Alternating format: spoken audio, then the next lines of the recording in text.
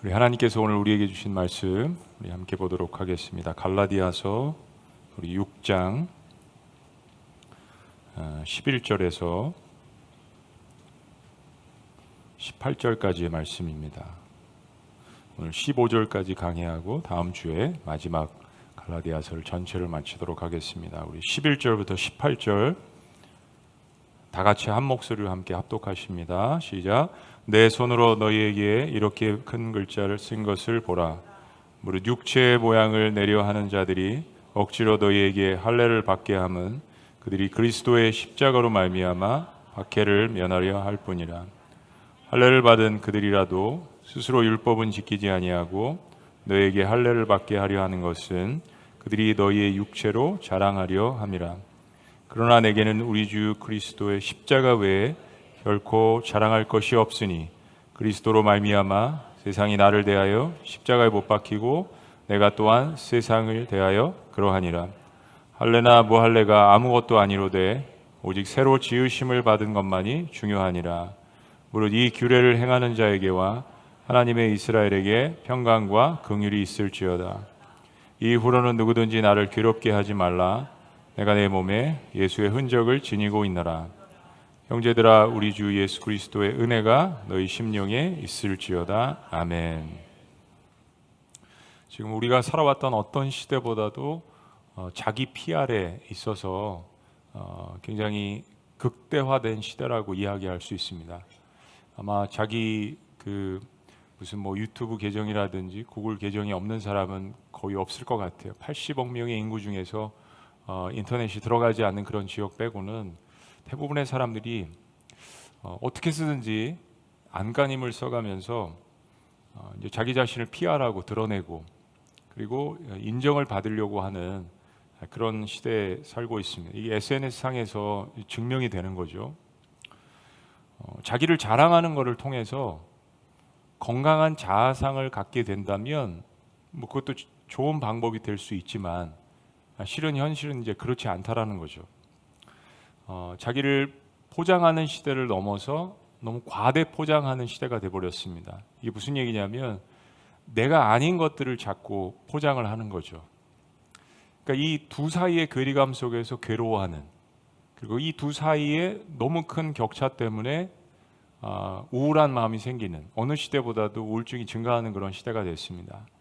자꾸 사람들한테는 나를 포장해야 되고 좋게 보여야 되고 성공한처럼 보여야 되고. 여러분 이런 말 들어보셨어요? 자존감 키우기 문화. 자존감 키우기 문화.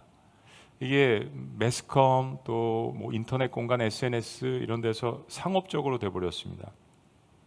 이게 뭐를 반증하냐면 얼마만큼 현대인들이 낮은 자존감에 시달리고 있는지를 보여주는 거예요.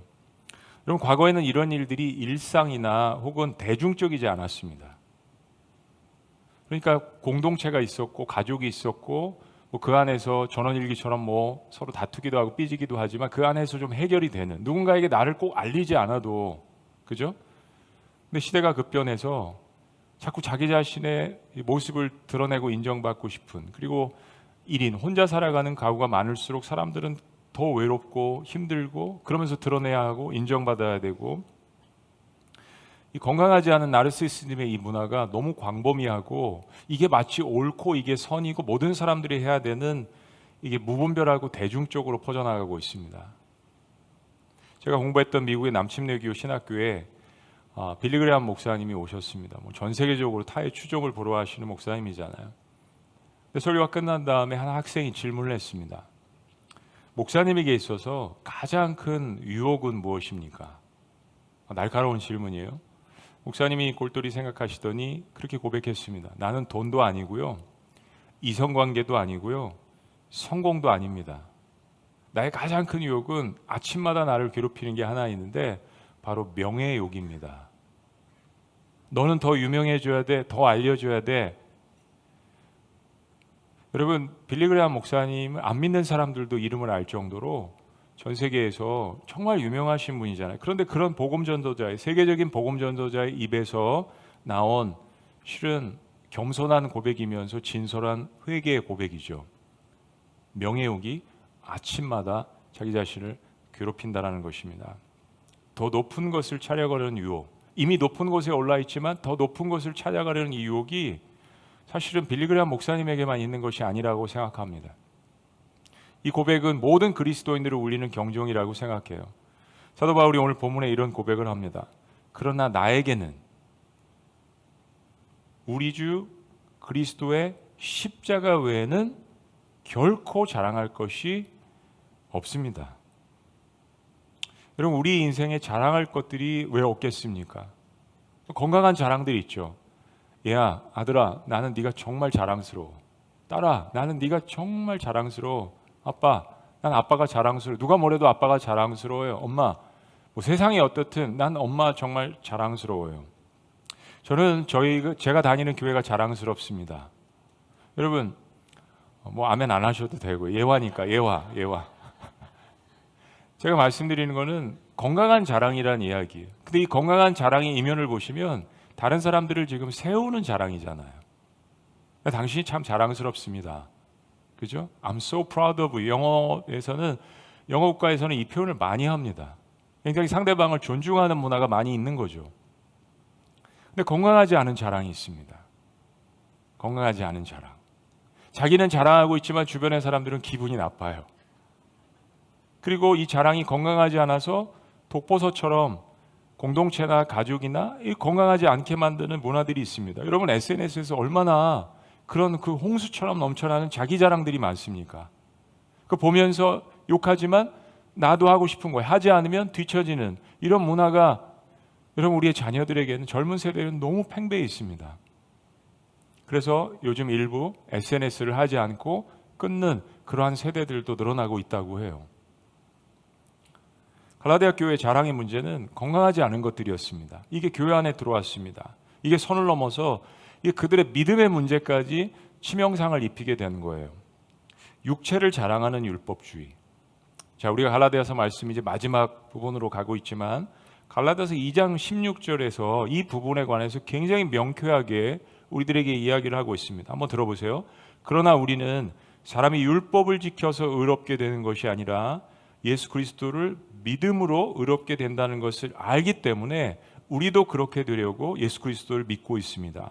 그 누구도 율법을 지켜서 의롭게 될 사람은 없습니다. 그렇습니다. 우리가 구원받은 것이 어떤 선한 행위나 공덕을 쌓아서 구원을 받은 것이 절대 아니라는 것. 우리 그리스도인들은 실은 이거를 잊어버려서는 안 됩니다. 성경이 분명하게 십자가에서 우리를 위해서 대신 죄의 형벌을 치르신 하나님의 아들을 내 삶의 주인으로 믿고 받아들이는 이 선언을 통해서만 구원을 얻는다라는 것을 가르칩니다. 에베소 2장 8절 9절 말씀도 우리가 암송해야 될 말씀이지만 너희가 그 은혜를 인하여 믿음으로 말미암아, 은혜와 믿음이 같이 함께 만나는 이 순간에 구원이 일어나는 거죠. 갈라디아서 첫 시간에 종교개혁가였던 마틴 루터 이야기를 여러분들에게 말씀드렸습니다. 당시 로마 제국의 국교였던 천주교가 율법의 행위를 통해서 죄사함에 이를 수 있다는 이 가르침 때문에 어느 날 마틴 루터는 너무 괴로웠습니다. 사제잖아요. 그가 바로 말씀을 전하는 사람이었습니다. 근데 스스로 아무리 고행을 하고 선행을 하고 자신의 마음속에 죄의 문제를 해결을 하려고 해도 그 높은 계단을 무릎으로 손으로 기어 올라가면서 곳곳에 상처를 입고 피를 흘려도 이 해결되지 않는 것 때문에 괴로워했습니다. 여러분, 기독교 공동체가 타락하면 그런 현상들이 곳곳에서 일어납니다. 이단도 그런 곳에 침투합니다.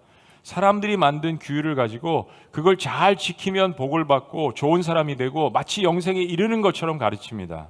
그리고 그거를 따라오지 못하는 사람들은 나쁜 사람들, 그들의 모든 결국 종말은 지옥으로 가는 저주받은 사람들처럼 여겨졌습니다. 근데 마틴 루터가 로마서의 말씀을 읽고 갈라디아서 말씀을 읽으면서 이건 하나님의 가르침이 아니라는 것을 깨달았습니다. 이런 깨달음입니다. 율법에 대한 자랑은 결국 내가 무엇을 했는가에 집중을 하지만 십자가 자랑은 그리스도께서 무엇을 하셨는가에 집중하는 것이다.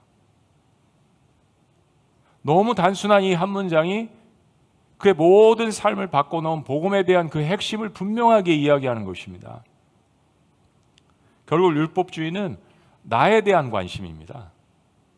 내가 무엇을 했고 내가 이만큼 이런 노력으로 이루어냈다는 것에 대한 자부심, 그게 들어가는 순간 그리스도께서 나를 위해서 무엇을 하셨는가에 대한 것들이 점점 희미해지는 순간입니다.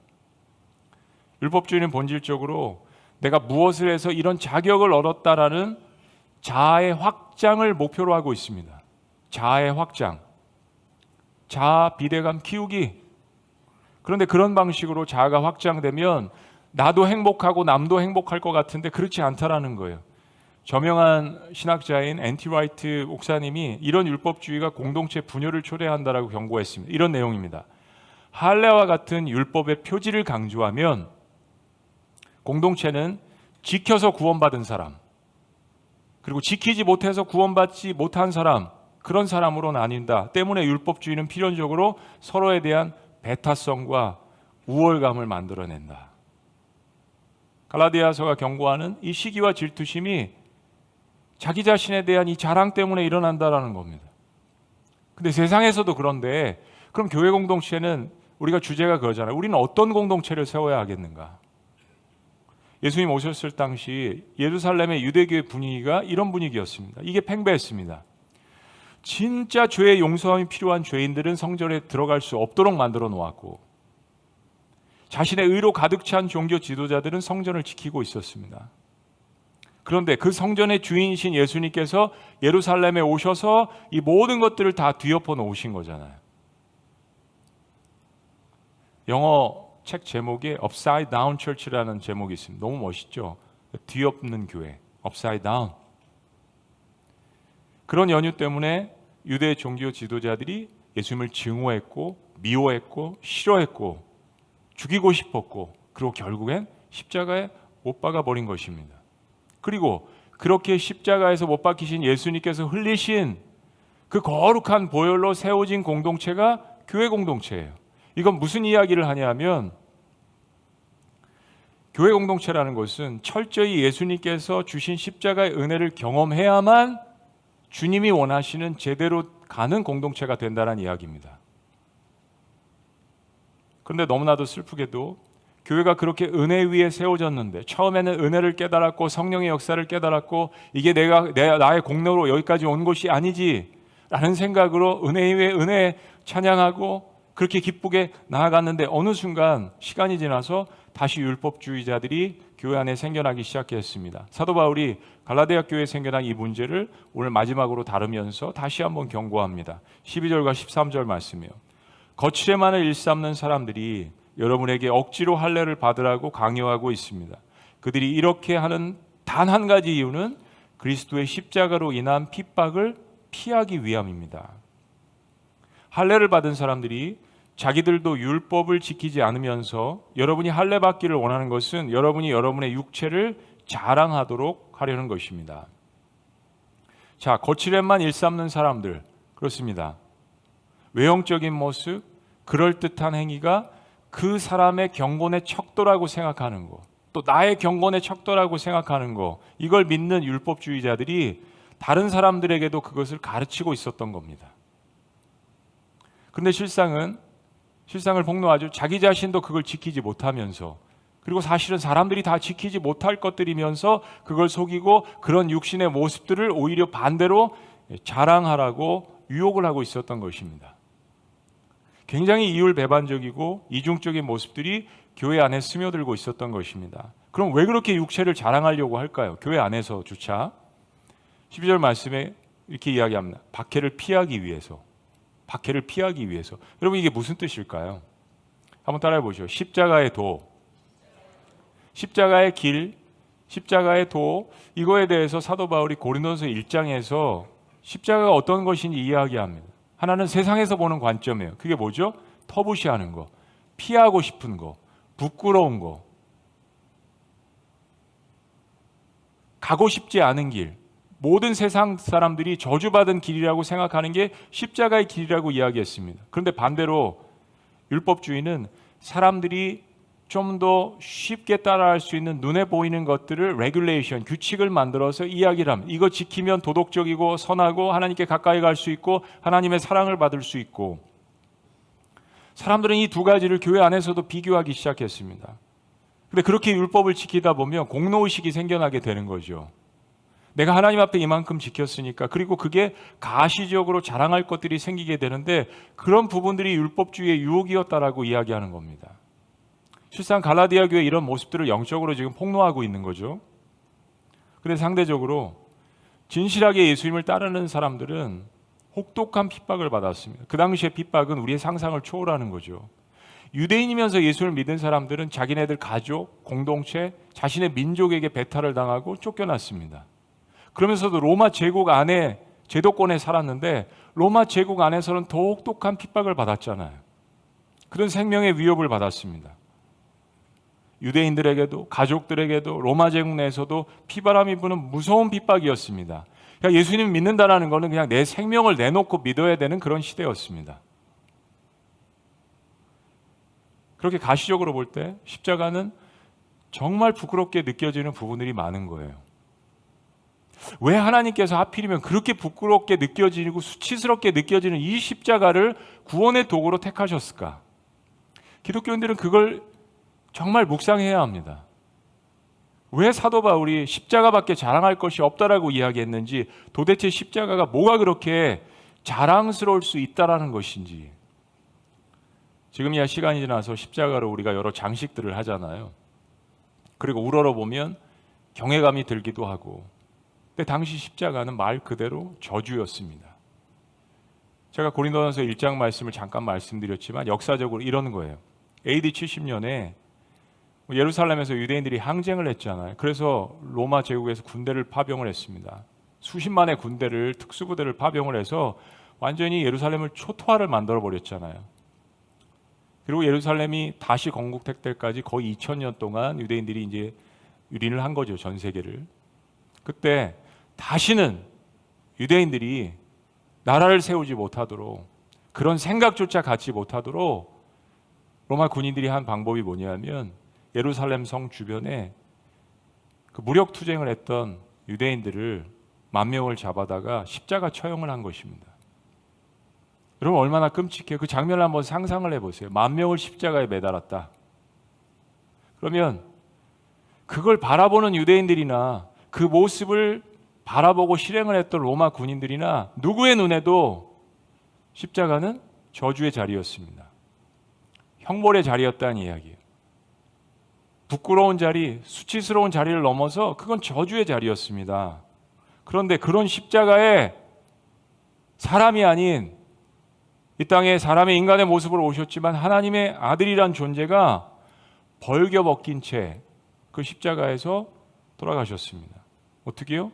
창에 찔리고 채찍에 맞고 대못에 박혀서 돌아가셨습니다. 근데 예수님의 제자들은 다 성경 곳곳에서 동일한 고백을 합니다. 그러나 나에게는 우리 주 예수 그리스도의 십자가 외에는 결코 자랑할 것이 없다라고 이야기합니다. 그 십자가가 두려워서, 그 십자가가 무서워서, 그 십자가가 부끄러워서 도망을 쳤던 제자들이 어느 날 갑자기 돌아와서 돌변을 해서 이제는 십자가를 자랑하고 십자가를 위해서 죽는 사람들이 되었습니다. 어떻게 이런 반전이 일어나죠? 예수님 믿는다라는 것은 인생의 반전입니다. 정말 수치스럽고 부끄러운 것이 십자가형인데 뭐가 그렇게 자랑스럽다고, 단 한 가지 만약 자랑할 것이 있다면 십자가라고 극단적인 표현이잖아요. 여러분 자랑할 것이 십자가밖에 없습니까? 부활도 있잖아요. 하나님의 사랑도 있고 은혜도 있고. 그런데 딱 한 가지만 만약에 정해서 자랑한다면 십자가 외에는. 성령으로 새롭게 된 사람들의 십자가 자랑이라는 게 과연 어떤 의미를 갖고 있을까요? 자, 우리가 이제 신앙생활을 하면서 이제 기독교에 입문하시는 이제 분들이 있습니다. 하나님에 대해서도 알아가고, 성령님이 뭐지? 하나님의 영이시구나. 인간에게도 영이 있는 것처럼 깨달아갑니다.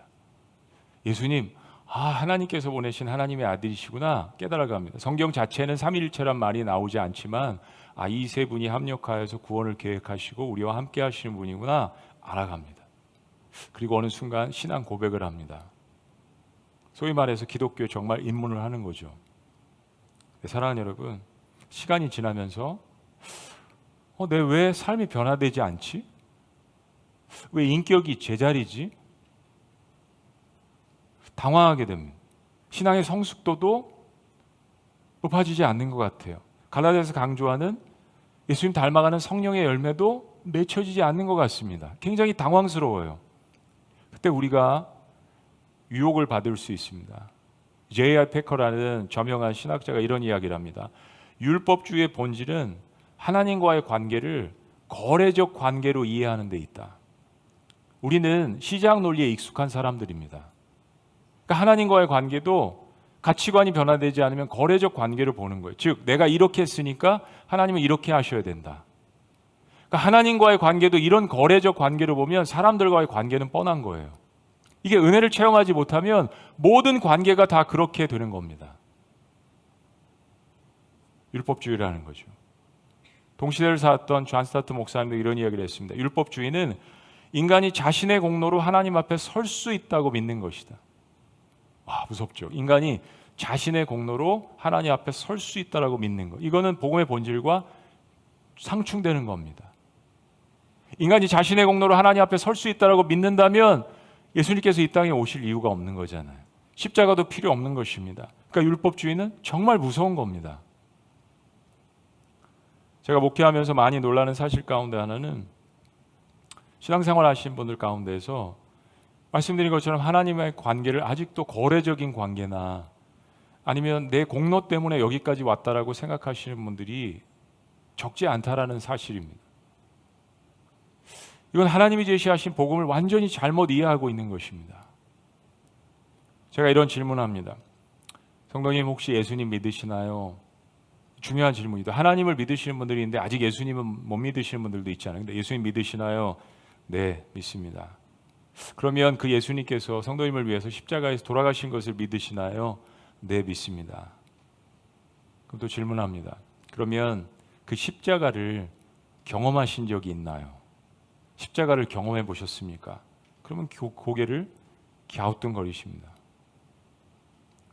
여러분, 신앙생활 아무리 오래도 복음의 핵심인 이 십자가의 사건을 이해하지 못하면 내 삶에 변화가 없습니다. 그게 변화가 없는 이유입니다. 십자가를 경험하지 않았기 때문에, 십자가 교리가 뭔지를 모르기 때문에, 그리고 세상도 달라지지 않을 것입니다. 목사님 너무 하신 것 같은데요, 비약이? 그렇게 생각하실 수도 있겠죠. 제가 하나 예를 들어 볼게요. 마태복음 16장에 보면 예수님께서 이런 이야기를 하십니다. 제자들에게, 야, 세상이 나에 대해서 뭐라고 이야기를 하냐? 더러는 엘리야라고 이야기하기도 하고요, 모세라고 이야기하기도 하고요. 예수님의 모습을 보면서 이렇게 저렇게 이야기를 합니다. 예수님 질문하십니다. 그래서 너희는 나랑 이렇게 동고동록하고 내 말씀도 많이 듣고 기적도 보고 그랬는데 너희는 나를 누구라고 하느냐? 그때 제자들의 대표격인 베드로가 당당하게 고백을 합니다. 뭐라고요? 주는 그리스도시요 살아계신 하나님의 아들입니다. 정말 놀라운 고백이에요. 메시아라는 것들은 다른 사람들도 예수님에 대해서 그런 상상을 했습니다. 근데 하나님의 아들이라는 고백은 하지 않았어요. 그러니까 메시아면서 하나님의 아들이라는 고백은 정말 이분이 하나님이란 존재라는 것을 고백을 하는 겁니다. 엄청난 신앙 고백이죠. 주님께서 축복하셨습니다. 바나 시몬아, 정말 네가 축복된다. 그리고 엄청난 칭찬과 명예를 주십니다. 그게 뭐죠? 내 고백 위에 내 교회를 세우리라. 베드로 위에 교회를 세운다는 이야기가 아닙니다. 내 고백 위에 교회를 세운다라고 주님께서 엄청난 칭찬을 해주셨어요. 인류 역사상 이런 칭찬을 받은 사람이 없잖아요. 근데 그 후에 예수님께서 다른 이야기를 하십니다. 내가 교회를 세우기 전에 내가 먼저 고난당할 거고 채찍에 맞을 거고 유대 장로들이 나를 십자가에 못 박을 거라는 무시무시한 이야기를 하십니다. 물론 부활에 관한 이야기도 하셨죠. 근데 베드로에게는 부활에 대한 이야기는 들리지 않습니다. 주님께서 십자가에 돌아가신다고, 핍박받으신다고 상상할 수 없었던 이야기를 하니까 성경을 잘 읽어보시면 베드로가 예수님을 따로 불렀어요. 제자가 스승을 따로 불러가지고 마치 예수님을 야단치듯이 이야기를 합니다. 베드로가 간하여, 성경 보시면 너무 놀란 거예요. 베드로가 충격을 받았습니다. 그래서 어떻게 주님 같으신 분, 하나님의 아들이, 하나님의 존재가 십자가에 그런 모욕을 당하십니까? 왜요? 당시의 십자가는 저주의 자리였으니까. 그때 예수님께서 베드로에게 뭐라고 하셨죠? 아까 고백은 기억하시는데 예수님의 말씀은 기억 못 하시는군요. 사탄아, 내 뒤로 물러가라. 한순간에 주님의 칭찬을 받았던 베드로가 사탄이 되어버렸습니다. 여러분, 왜 그럴까요? 예수님이 누구신지도 알고 신앙 고백도 하고 다 알잖아요. 그런데 십자가를 경험하지 못했습니다. 제가 신앙생활하고 저도 목회생활하면서 그런 사람들을 수없이 교회에서 봅니다. 단 한 번도 십자가를 경험해 보지 못했어요. 답은 다 거기에 있습니다. 십자가 내가 처음 볼 때 나의 마음에 큰 고통 사라져. 이게 어떻게 가능할까요?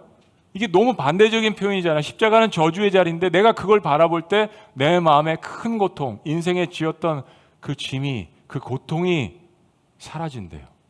이거 십자가 경험한 사람만 부를 수 있는 노래잖아요. 교회를 아무리 오랫동안 다녀도, 신학을 공부해도, 몇 대 집안에서 태어나도 나는 개인적으로 정말 그 십자가를 경험을 했는가라는 것이 중요한 것이지, 다른 모든 것들은 세상적으로 볼 때 좋을 수 있지만 하나님이 보실 때는 아무것도 아닌 것이 될 수 있다는 것. 사도 바울은 이걸 깨달았습니다. 그가 율법주의자였고, 그가 법을 공부했고, 그가 모든 것들을 관장했던 사람이었기 때문에, 십자가 없이 하나님의 교회를 핍박했던 사람이었기 때문에 그는 이 말씀이 너무 가슴에 사무치는 거예요. 그래서 그 일생에 내가 십자가 외에는 어떤 것도 자랑하지 않겠다라는 그 고백을 우리들에게 전달하는 것입니다. 예수님은 베드로의 고백만으로 교회가 세워지지 않는다는 것을 아셨습니다. 사랑하는 여러분, 교회 다닌다고 다 믿는 건 아니잖아요. 그래서 과정이 필요합니다. 계속 말씀 들어야 되고, 이처럼 계속 예배 오시는 자체가 은혜입니다. 그런데 신앙 고백한다고 해서 정말 그리스도인이 된 건 아닙니다. 우리 십자가를 너무 많이 잃어버리는 시대에 살고 있어요. 왜냐하면 자기 피할 시대거든요. 여러분, 예수님이 십자가에 돌아가시 전까지만 사랑하는 사람들이 늘어가고 있습니다. 예수님 십자가에 돌아가시기 전까지만 사랑하는 사람들.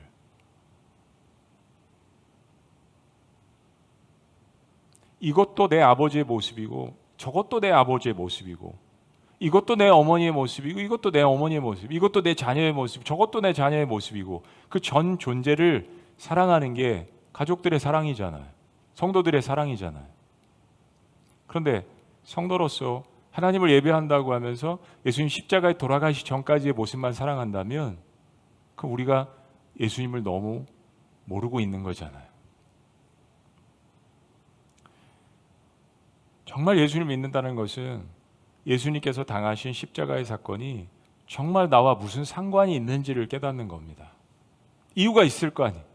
기독교가 십자가를 내세우는 그 이유가 있을 건 아닙니까? 십자가 전쟁 말고요, 그런 치욕스러운 그런 반대적인 이야기가 아니라 정말 하나님의 아들이란 그 존재가 왜 저기서 돌아가셨지? 그게 나와 무슨 상관이 있지? 그걸 알아야 예배가 되는 겁니다.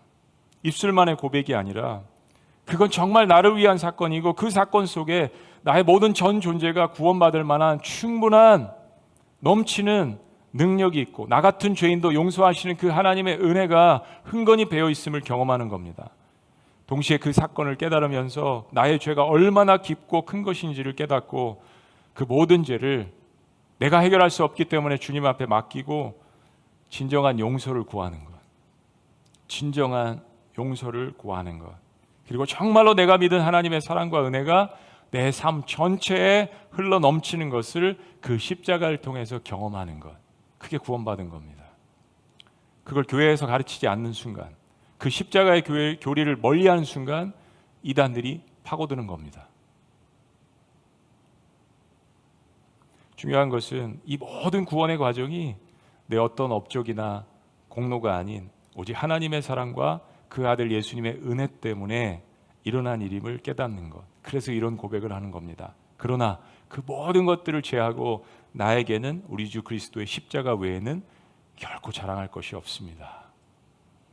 덧붙여서 이 십자가를 통해서 세상이 나에 대해서 죽고, 뭐 예를 들면 이런 겁니다. 내가 알던 아버지가 아닌데, 30년 동안 술 드시고 담배 피웠던 내 아버지가 아니네. 어느 날 끊어버리시는 거예요. 제가 신학교에서 그런 고백을 들었습니다. 제가 좋아하는 영어 선생님이 그 선생님 라디오 영어를 배우고 유학을 갔는데 그분이 제 후배로 신학교에 입학을 하셨어요. 이름만 대면 여러분 아시는 분입니다. 그런데 너무 놀랐어요. 그분 아들에게 물어봤습니다. 아니 어떻게 아빠가 저렇게 변화됐냐 그랬더니 글쎄요, 제가 알던 아빠가 아니에요. 제가 알던 아빠가 아닙니다. 보세요, 세상이 나에 대해서 죽었고 나도 세상에 대해서 죽었습니다. 세상은 십자가 사건에 대해서 부끄러워합니다. 그런데 그리스도인은 세상이 부끄러워하는 그 십자가의 사건을 사랑하는 사람들입니다. 자랑스러워하는 사람들이에요. 그 이유는 실은 이겁니다. 십자가에서는 모든 죄에 노예되었던, 그래서 저질렀던 나의 모든 수치와 부끄러움과 실수와 모든 그 죄들이 온 천하에 드러나는 상황이잖아요. 그런데 그 순간에 나를 두 팔로 끌어안아 주시는 그 하나님의 사랑과 은혜가 경험되는 자리입니다. 그래서 내가 십자가를 사랑하는 거죠. 이 거룩한 교환이, Holy Exchange, 이게 동시에 일어난 사건이 십자가의 사건입니다. 근데 어떻게 그리스도인들이 십자가를 무시할 수 있습니까? 십자가 없이 부활이 존재하지 않잖아요.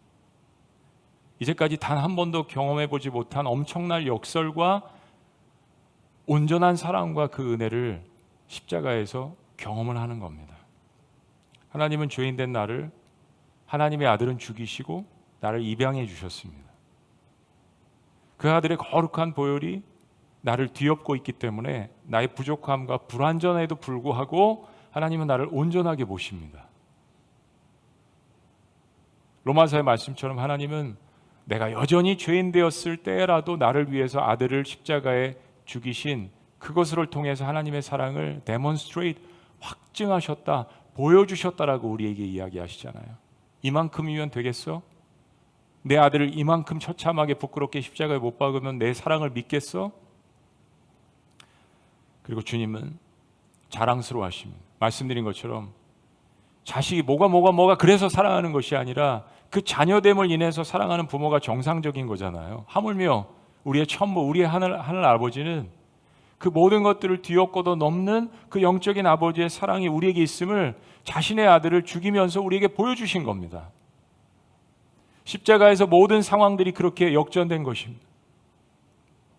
그래서 세상이 나에 대해서 죽었고 나도 세상에 대해서 죽었다는 고백을 하는 거죠. 거기에 우리의 실제적인 존재의 변화가 일어나기 시작하는 겁니다. 정말 자존감을 높이시려면 십자가를 경험하셔야 합니다. 15절, 할례를 받고 안 받는 것이 문제가 아니라, 그런 외적인 것이 문제가 아니라 새 사람이 되는 것이 중요합니다. 유대인 남자아이들이 받던 할례는 육신에 하는 거잖아요. 근데 하나님께서 우리에게 주시는 할례는 마음에 하는 것입니다. 우리의 심령 깊은 곳에 내 존재를 바꿔주시는 것입니다. 그리스도의 사람들은 이 변화를 경험하며 내 안에 새 일을 향하신 하나님을 어떻게 해요? 찬양합니다. 예배합니다. 그게 우리가 주일날 하는 행위입니다. 안식 후 첫날, 7일 다음날, 그래서 주일이 1일이 되어서 이날 모여서 주님께서 나를 위해서 십자가에 죽으셨다가 부활하신 이날을 경험하며 주님 앞에 예배하는 것입니다. 십자가를 경험한 사람들이, 이 모든 것들이 내가 십자가를 사랑하고 자랑하는 가장 결정적인 이유들입니다. 오늘 말씀을 정리하면서 한번 우리의 삶 가운데 이 세 가지는 꼭 실천했으면 좋겠다. 우리 교회가 갈라디아서 말씀, 복음의 핵심인데 이 말씀을 통해서 과연 우리는 어떤 교회를 세울까를 계속 고민하고 여기까지 달려왔는데, 우리 교회는 십자가 위에, 복음 위에 세워진 교회를 지향하기 위해서 어떻게 해야 할까? 첫 번째 우리가 적용해야 되는 것은, 첫째는 하나님 아버지와 아들 예수님께서 나를 위해서 행한 일을 묵상하고 사모하는 것입니다. 하나님 아버지께서, 아들 예수께서 나를 위해서 행하신 그 일을 날마다 묵상하고 사모하는 것. 이 경험 자체를 통해서 내가 십자가를 사랑하게 되는 겁니다. 아내 사랑하면 아내를 계속 그리워하고 묵상하게 돼 있어요.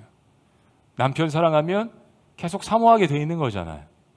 뭐 신혼 때는 그랬지만 시간이 지나면서 매일 보면 또 무기력증에 빠질 수도 있습니다. 신앙생활도 그럴 수 있습니다. 습관화되면. 그럴 때 다시 십자가의 자리로 돌아와서 주님께서 나를 위해서 행하신 일을 묵상하는 거, 이거 너무 중요합니다. 그러려면 성경 통독하고 또 말씀도 보고, 이게 율법주의에 빠지는 것이 아니라 그 사랑을 회복하기 위해서 주님께서 나에게 어떤 사랑의 러브레터를 쓰셨는지를 보는 거죠. 그 십자가 사건이 내 전 존재의 삶을 다스릴 수 있도록 시간을 내어드리는 겁니다.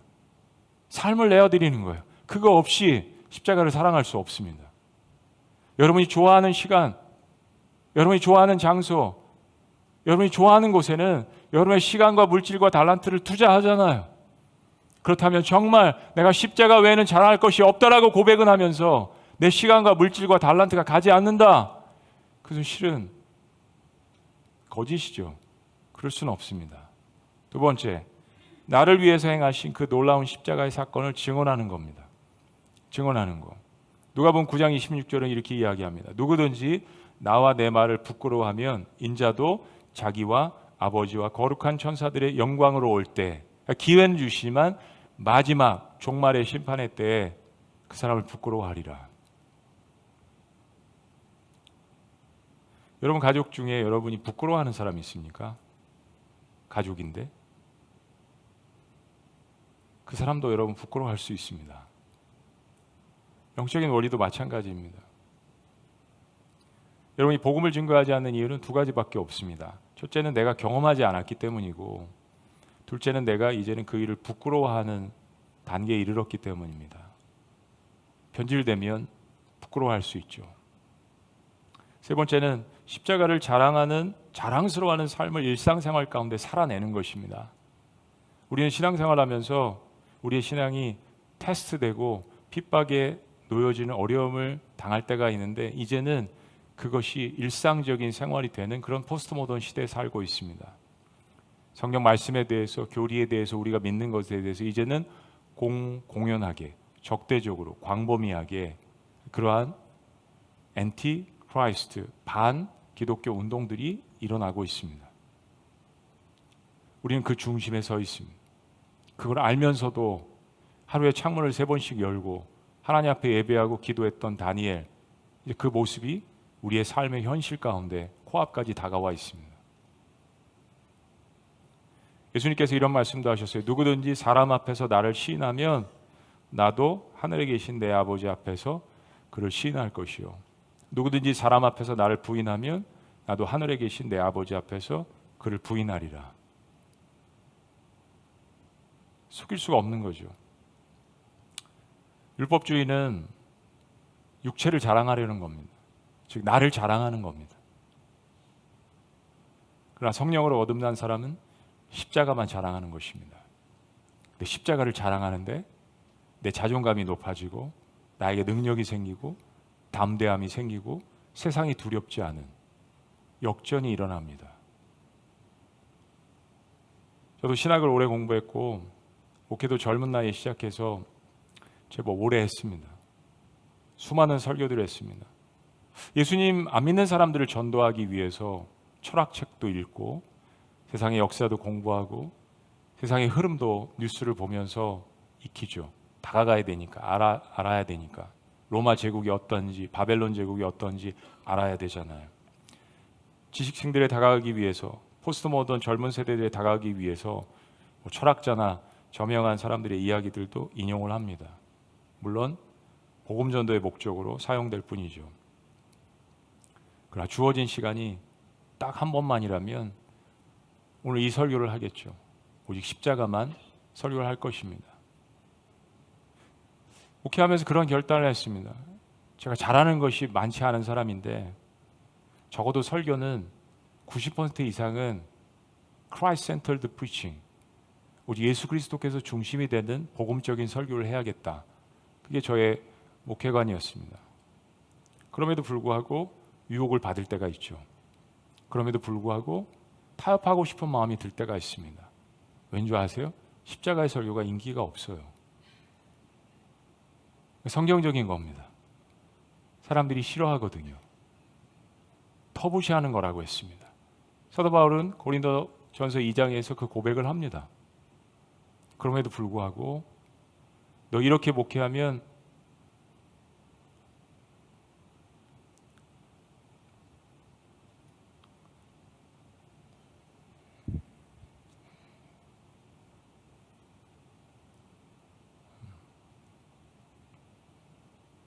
실패할 수도 있어. 혹시 여러분 삶 가운데 어떤 사명이나 하나님의 부르심을 받았는데 너 이렇게 하면 실패할 수도 있어. 근데 그거 옳은 길이야. 계속해.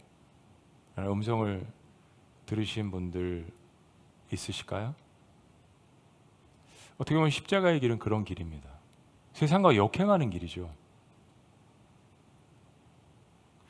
저와 여러분들이 이제 인생에 자랑할 것들이 없어지는 마지막 순간이 옵니다.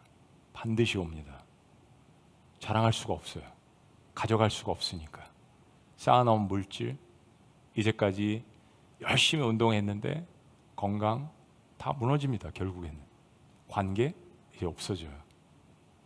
사랑하는 여러분, 그 자랑할 것이 다 없어지는 그 순간에 썩어질 것들을 다시 내 손에 움켜쥐는 인생이 아니라 나에게 영혼을 주시는, 그리고 나를 위해서 모든 것들을 희생하신, 영혼을 창조하신 그 그리스도만 자랑할 때 저와 여러분들은 우리 인생 가운데 경험해보지 못했던 엄청난 구원의 역사와 하나님께서 마련하신 그 영광의 그 기쁨을 누리게 될 것을 믿습니다. 그 십자가를 경험하기 위하여서 오늘도 애쓰시고 또 헌신하시고 고생하시고 예배하고 타협하지 않는 여러분들의 그 눈물, 여러분들의 그 헌신을 주님은 지켜보고 계세요. 그래서 말씀하시는 거잖아요. 선을 행하되 낙심하지 말지니 때가 이르면 거두리라. 그 말씀을 통하여서 다시 한번 십자가를 붙드시는 저와 여러분들이 되시기를 주의 이름으로 축원합니다. 기도하시겠습니다.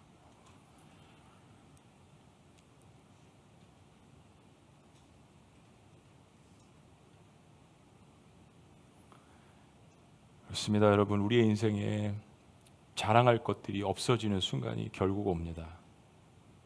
그때 여러분, 우리가 영원한 것들을 자랑해야 하지 않겠습니까? 살아계신 하나님, 저희 교회가 세워진 지 이제 8개월, 9개월 되었습니다. 갈라디아서 말씀을 통하여서, 주기도문 강해를 통하여서 우리가 어떤 교회를 세워야 할지 주님께서 말씀해 주시는 것 감사합니다. 새로운 교회가 탄생할 때 주님 마음도 뛰시고 흥분되시고, 정말 이 교회는 나를 자랑할 거야. 정말 이 교회는 십자가를 선포할 거야. 이 교회는 내 아들을 자랑스럽게 생각할 거야. 라는 그 주님의 비전과 뜻이 있지 않겠습니까? 살아계신 하나님, 주님께서 주신 우리 교회의 십자가의 보혈로 세워주신 이 교회를 모든 성도들과 함께, 주님의 제자들과 함께 아름답게 세울 수 있도록 저희와 영원까지 함께하여 주시옵소서.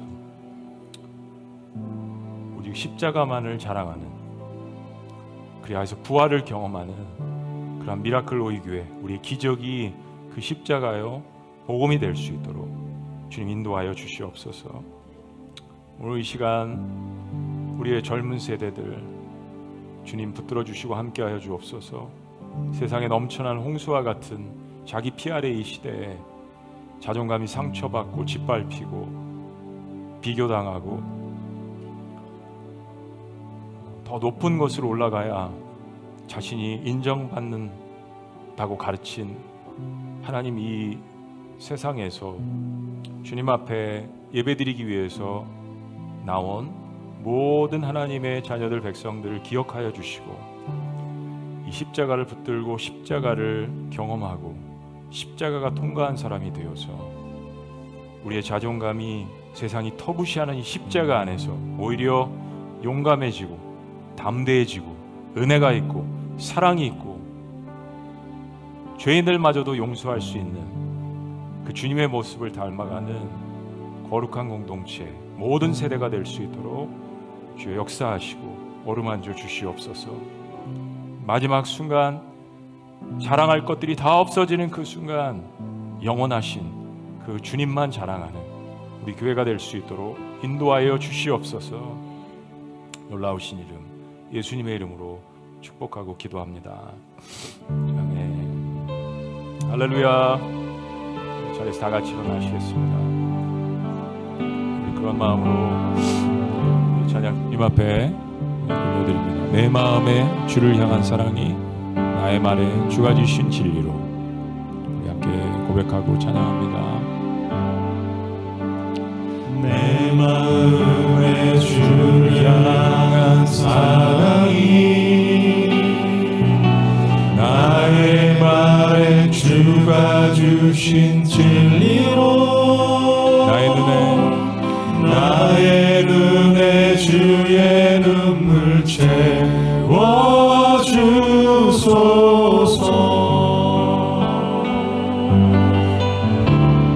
내 입술에 찬양의 향기가 내 입술에 찬양의 향기가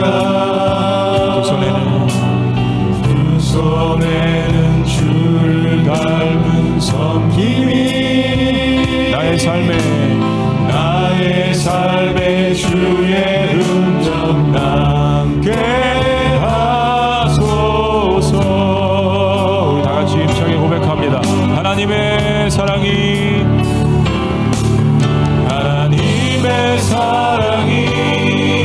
영원히 함께하리.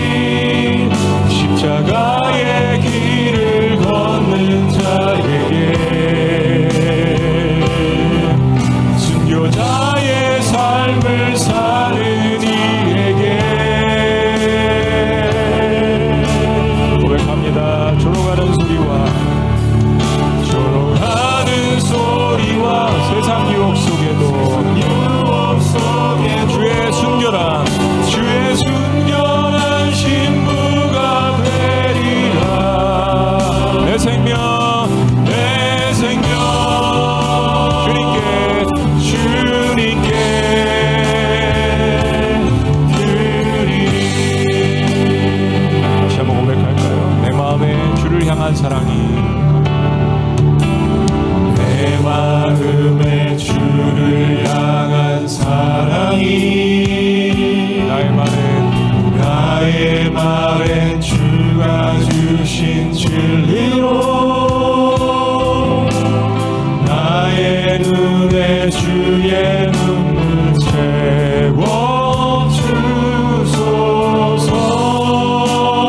채워주소서. 내 입술에 찬양의 향기가 입술에 찬양의 향기가 두 손에는 주를 닮은 섬김이 그렇습니다. 나의 삶에 주의 흔적 남게 하소서. 할렐루야. 남게 하소서. 다 같이 힘차게 고백할까요? 그렇습니다. 하나님의 사랑이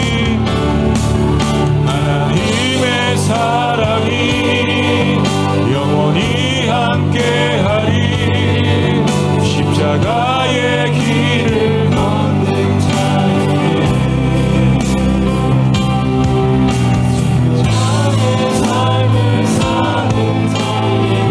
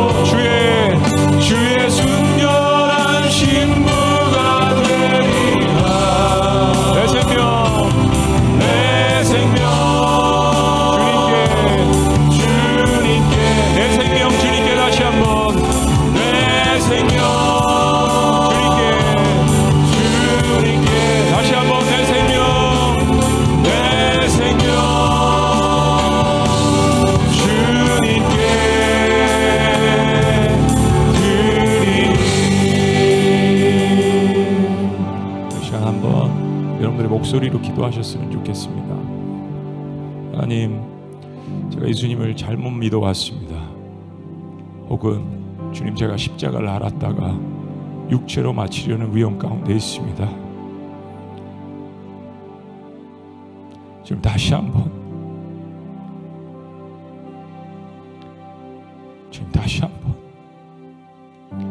십자가를 경험할 수 있도록 주님 은혜를 베풀어 주시옵소서. 주님, 이 시간 그런 마음으로 주님과 독대하는 야고의 마음으로, 베드로의 마음으로 우리 함께 기도했으면 좋겠습니다. 기도하십니다.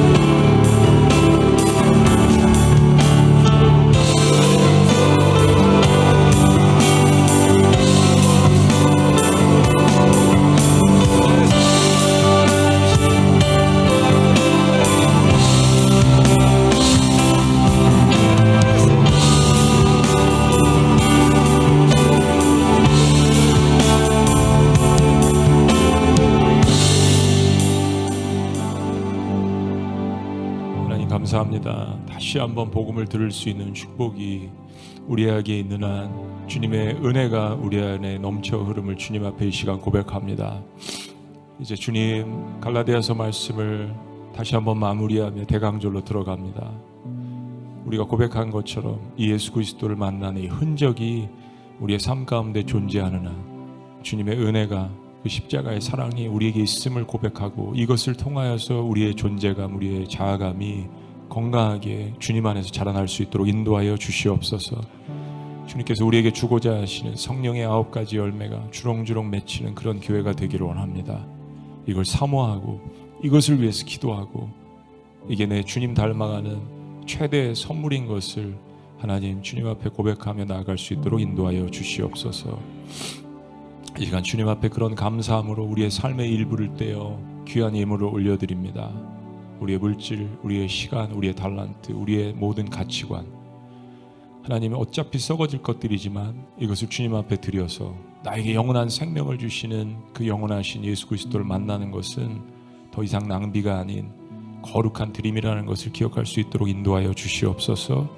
그리고 그것을 통하여서 또 썩어질 한 영혼을 주님 앞으로 데려오는 놀라운, 우리 인생에 올인할 만한, 모든 것을 투자할 만한 영혼 구원의 역사들이 각 공동체, 각 사역팀마다, 각 예수마을에 일어날 수 있도록 역사하여 주시옵소서. 이제는 우리 주 예수 그리스도의 은혜와 하나님 아버지의 극진하신 사랑과 성령님의 감화교통 역사하심이, 그렇습니다 주님, 결국 인생 살아봤지만 그러나 예수 그리스도 외에는 자랑할 것이 없음을 주님 앞에 고백하는 이 위대한 선언 이외에, 그리고 이 위대한 선언을 실행하기를 원하는 하나님의 귀한 자녀들 위해, 백성들 위해, 우리 교회 위에 지금부터 영원토록 함께 하시기를 간절히 축원합니다. 아멘.